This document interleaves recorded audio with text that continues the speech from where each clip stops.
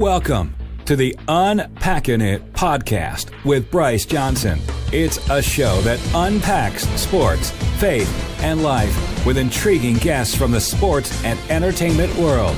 Enjoy inspiring conversations and thought-provoking interviews. You'll hear stories from people that will inspire, challenge, and encourage you. Now, from the Unpacking It studios in Charlotte, North Carolina, uniting sports fans everywhere, here is Bryce Johnson.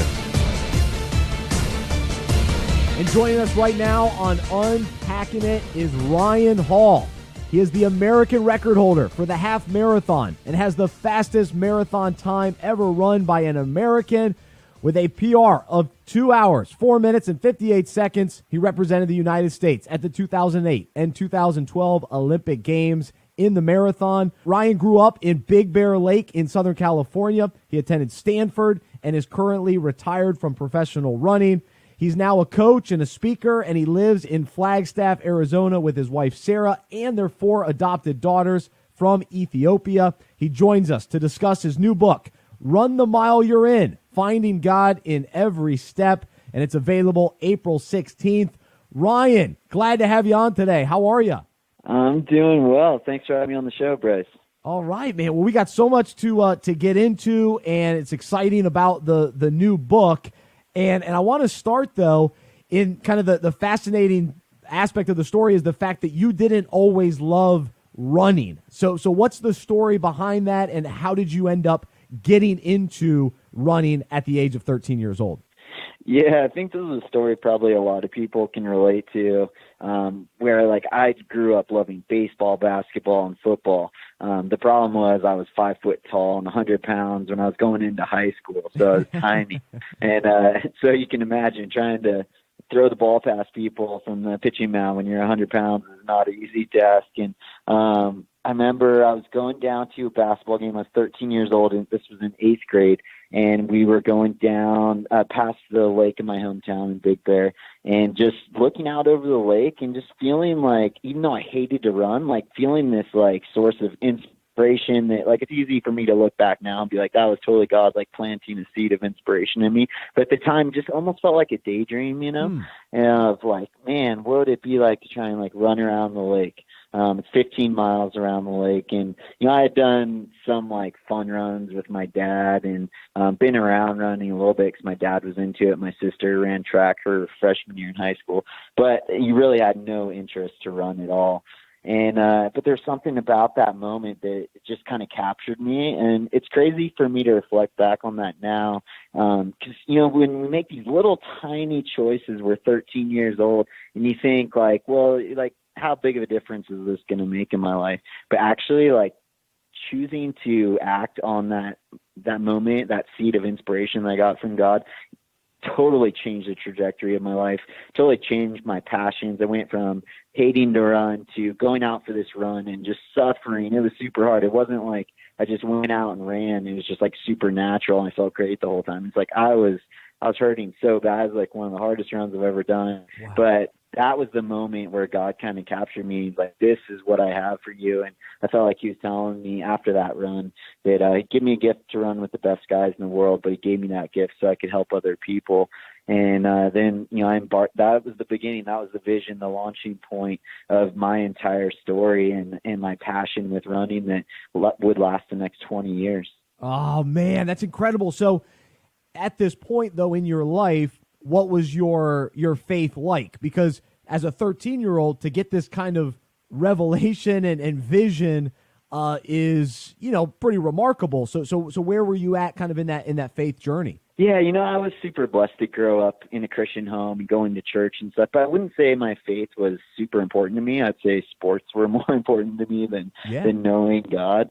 And so, you know, that's why my running has always been really closely linked to my faith, because they both kind of grew together. There's like two vines that were interwoven with each other. So like it was God who got me into running. And then as I went through my running journey, it was just experiencing him over and over and over again. And just growing in my relationship with him as I was also growing in my running ability and in my running career. So, I wasn't like super spiritual when I was 13. I would read my Bible like a chapter a day is what I try and do, and, say a prayer now and again, but I wouldn't say I was, trying to have conversations with God.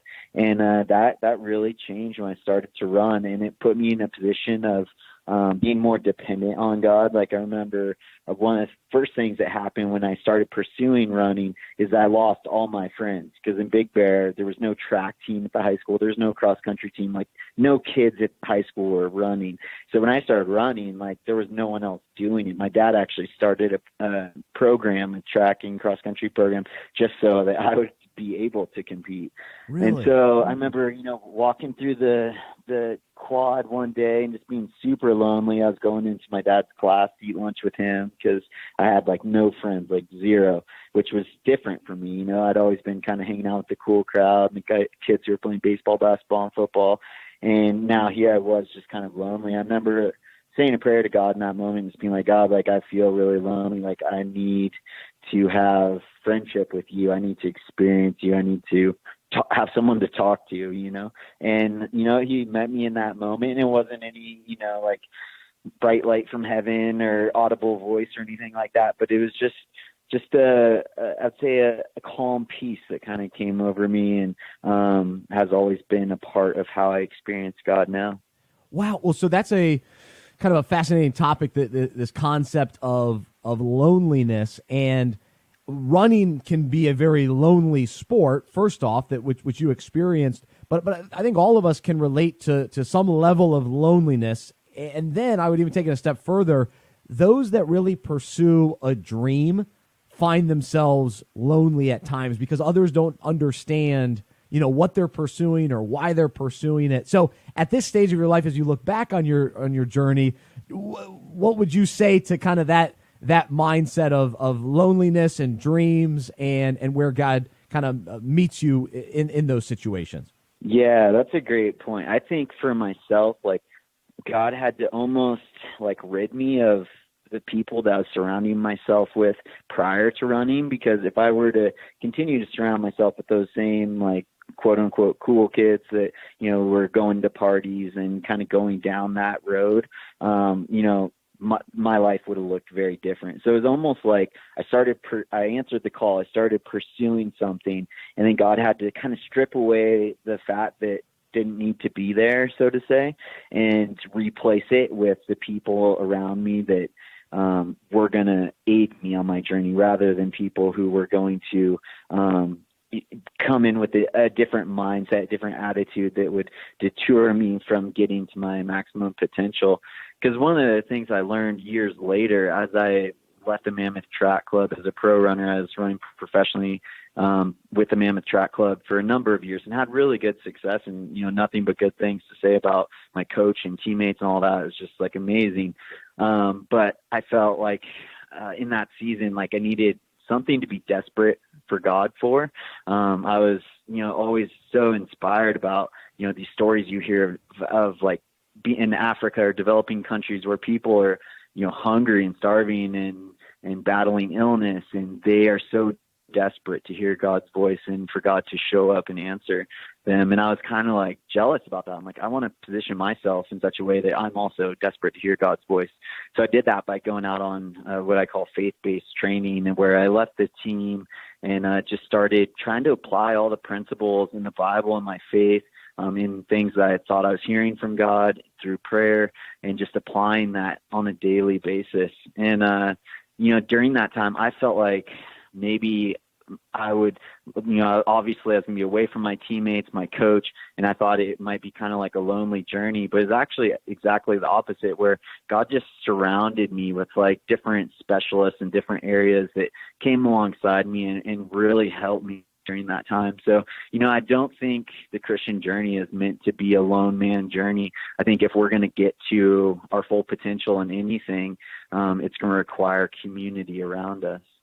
No question. I'm a big believer in that. And like you said earlier, it's just it's the right community, the right people around us. And I think too, when you talk about being lonely, being quiet, or just, the time alone, you're actually able to hear God's voice. And I think oftentimes, just in the busyness, crazy world that we live in, a lot of people, think, oh, I can't hear God's voice, or when they hear others say that, yeah, God told me this, or I felt a calling, that it sounds ridiculous because somebody doesn't understand what that looks like. Again, going back to the busyness, the craziness of life. And so here you are as a 13-year-old and really feel like God's changing the trajectory of your life, speaking to you, giving you this vision, giving you this calling.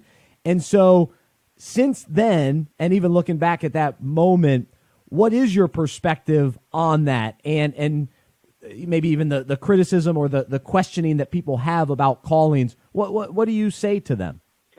Yeah, well, firstly, just to talk about like trying to hear God's voice, that has been a journey that I'm continuing to be on, but it's certainly a big part of my story from that time when I was 13 all the way up until the present.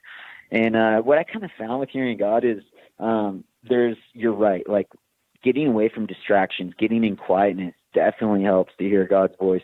But I would take that even a step further and say, like, if you really want to hear God's voice, like go physically exhaust yourself in that quietness, like don't listen to music, don't be talking to other people, like literally like go out into the forest and whatever you like to do, mountain bike, climb, run, whatever it might be. Like there's something about like physically exhausting yourself, at least this is my own personal experience, that allows me to hear God's voice a lot better. So that would be what I'd kind of start out with in terms of hearing God's voice.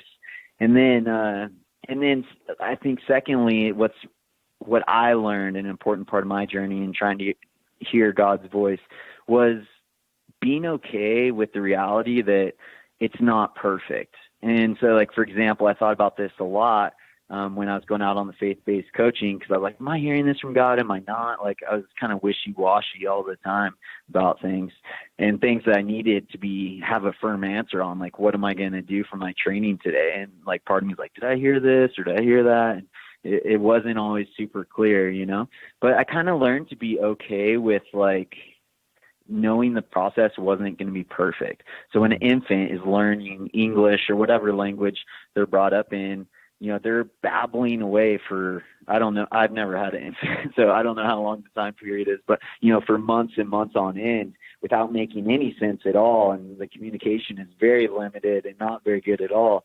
But it's through that failure, through that babbling, through that trying to figure it out, through the struggle, that they do finally end up learning English. So trying to hear God's voice for me has been a very similar process to where it's like trying to learn a new language. And for early on, I felt like I was kind of babbling and getting it wrong a lot, but I learned to be okay with that and be like, that is part of the process of learning, quote unquote, a new language.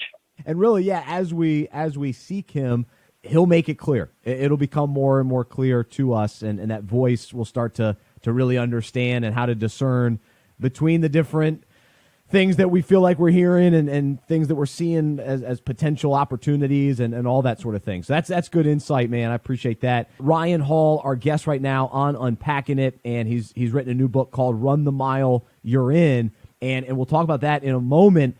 But I want to go back to your Olympic experience. And, it's such a special opportunity for somebody to not only go to one Olympics, but you went to two, dealt with an injury on the second one. And so when did the Olympics become the goal?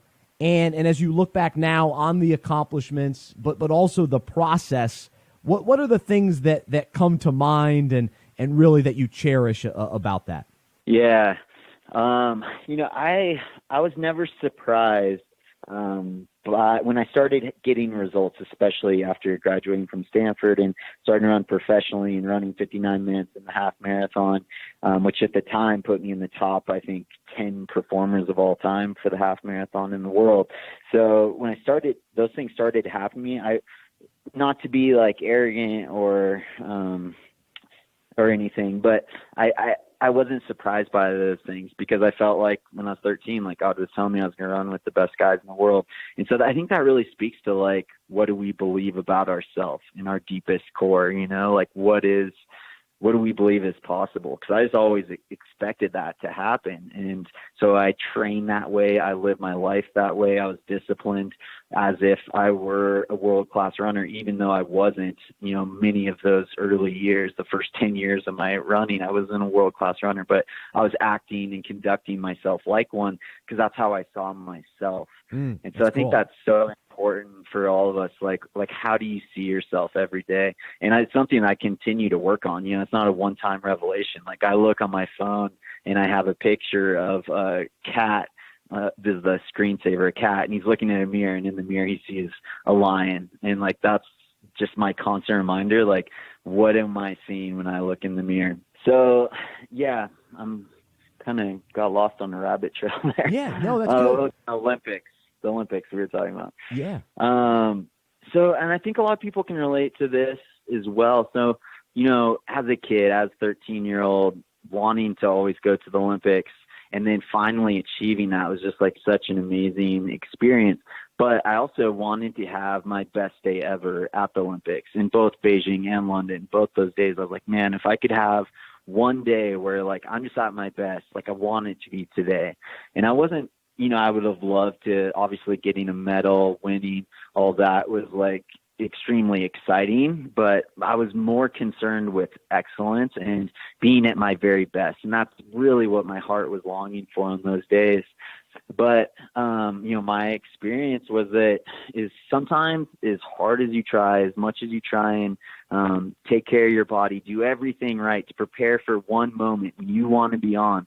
Like sometimes the reality is like, you're just not on. and I still can't tell you why. I have some ideas, but I don't know for sure like why I was quote unquote off, at the Beijing Olympics. Like I just wasn't the best version of myself for whatever reason. But the cool thing about faith and knowing God and doing sports with God is even when you're off, there's always something to be gained from that experience. And like God still has something good. A gift he wants to give you in every single race or competition that you may do. So like, for example, for me in the Olympics, in Beijing, I was starting to pout. This was like halfway through the race, and like praying, but really kind of pouting to God, and being like, what? This is not what I wanted to happen, being so frustrated, not knowing what's going on, back in like 60th place, and I can't even see the leaders, and I wanted to be on the podium, and just complaining to God in that moment. And I felt like he was telling me, like, I want you to start encouraging other people around you. And that was the last thing I felt like doing, like throwing a self-pity party. But I've learned that like when God tells me to do something, when I obey it, it ends up being good for me. So I've learned to try and listen to that voice and then obey that voice. So I started doing that. Just every guy I'd catch, I'd just be like, hey man, good job, doing great. Let's work together, try and catch the next group or whatnot. Just like a couple words, But it's amazing how that changed my own experience in that race. And I went from being so internal and aware of my own pain and my own suffering, my own disappointment. And then when I started encouraging other people, I got outside of myself and I was able to relax and just kind of find my flow state again and start to perform better, So it's actually like a performance enhancing thing to encourage other people while you're out there. So, it didn't like completely change my day. I didn't end up winning the race or getting on the podium, but I ended up finishing 10th, which was a lot better than, where I was halfway into that race. But that's just kind of one example of, like God always has a life lesson, I think, that he wants to teach us in every single competition that we're doing. Amen. That's a strong word from Ryan Hall. And Ryan, talking about the first Olympics, you went back then in 2012 in London, but you ended up having an injury. And so let us in on kind of the mindset and what you went through during that time and the decision to drop out. Yeah, that was definitely the hardest moment in my career was deciding to drop out of the Olympic marathon. I'd never dropped out of a race in my life. And I kind of just always had that idea in my head that you don't stop. You never quit, and there's some things that are good about that mindset. But as I was kind of praying and talking to God, this was about 10K into the race at the London Olympics, and I was starting to feel upper hamstring just really grabbing. I was noticing my stride was changing. I was starting to limp a little bit, and I didn't want to drop out. I remember talking to something like, if you want me to be that guy who it comes into the stadium an hour after the winner and gets the pity clap from the crowd, I'll be that guy if you want me to, if that's what you're calling me to do. But I really felt like he was telling me, you need to live to fight another battle another day. And so it just kind of gave me the peace I needed to let go and trust that God's good. And even though I don't know why this is happening, or I don't know my circumstances, I'm not exactly excited about what's going on, I can always fall back on that trust that God is a good father and he's always got good things for me. And I felt like in that moment he was telling me, it's better to lose with me than to win without me. Ooh. And I felt like he was just reminding me that Jesus, knowing God, that is the prize, in all trueness. We can't experience anything greater than that. Not winning an Olympic gold medal, not setting American records. There is nothing better than that. But sometimes we have to, I know for myself, I have to remind myself of that because I lose that perspective. It's easy to forget the power of the gift of Jesus' blood for us and how that changes our relationship with God. So that was kind of one of those moments where God kind of pulled me back and been listen, you have me. There's nothing more to be gained than that. Trust me, trust that I'm good, and let's go and fight another battle another day. Gosh, what a great perspective from Ryan Hall. And along those lines, I know one of your kind of themes and what you want people to get out of your book is this concept of running the race of life as though we've already won. And so in hearing what you just said, I assume that kind of summarizes that. What else would you say in just kind of that phrasing of running the race of life as though we've already won? Yeah, that's just what I want to see Christians experience in sport. I think that's such a powerful reality that what I was talking about, we can't achieve anything better than what we already have. And the more you grasp onto that reality and realize that reality, just the more it frees you up to take risks, take chances, and not be burdened by all these performance expectations and all these other pressures and just all the junk in sport that weighs us down as athletes. It can all be removed if we just realize, hey, I already won. And I talk about this in my book towards the end. I believe it's the last chapter.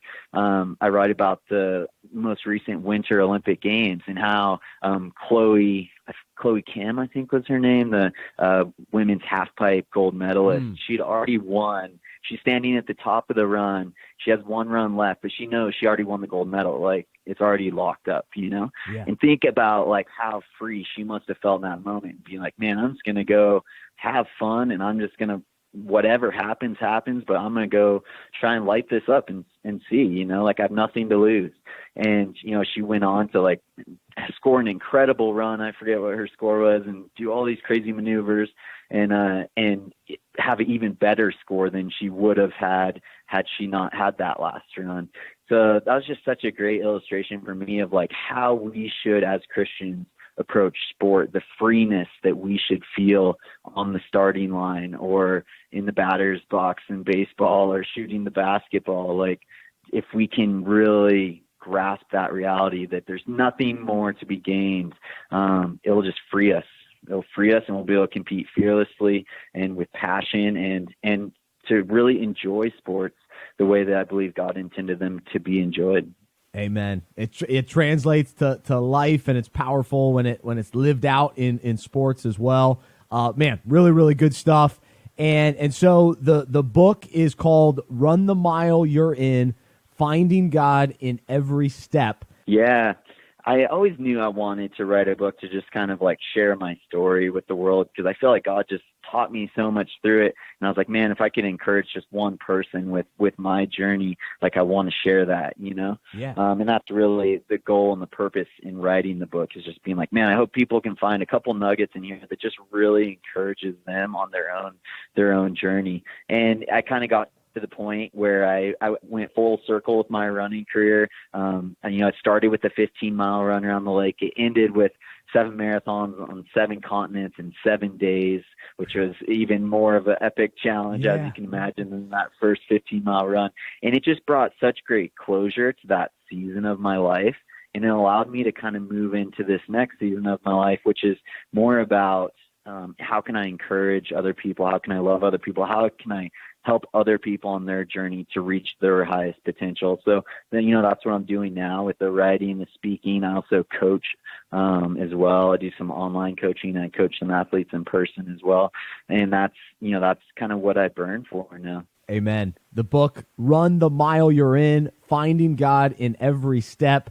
He's Ryan Hall. The website, RyanandSarahHall.com. You can find more information about the book and everything that Ryan's up to now, and him and his wife. And man, Ryan, really appreciate you joining me today, and just love the insight and all that God's done in your life. And it's been an incredible journey to hear about, and I know you'll continue to be an inspiration and an encourager to so many people. So really appreciate you being a part of things today. Yeah, thanks for having me on, Bryce. I appreciate you letting me share my story with your audience. Absolutely. Check out RyanandSarahHall.com. For more information about the show, our events, and other resources, visit unpackinit.com. That's UNPACKINIT.com. We hope you are encouraged, inspired, and challenged by what you heard today. To support our show and Unpacking It Ministries with a financial gift, visit unpackinit.com/donate. We look forward to unpacking sports, faith, and life with you again next week.